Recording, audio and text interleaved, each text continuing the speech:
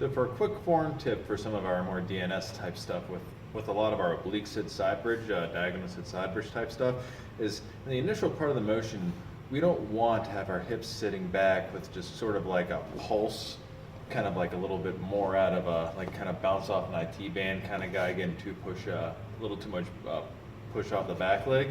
One of the best parts we can get out of this exercise is that we kind of get our reach and roll across. We get that little bit of adduction at the hip.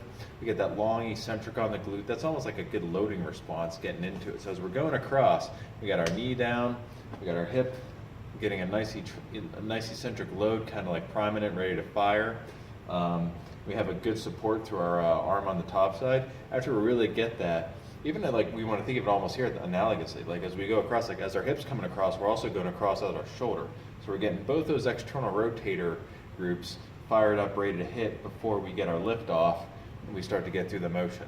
So if we're having some issues with some of the oblique sit stuff, whether we're doing more for hip or for shoulder, we want to really focus on that crease across and getting a good load across those groups so we can get some activation. Have yourself a good one.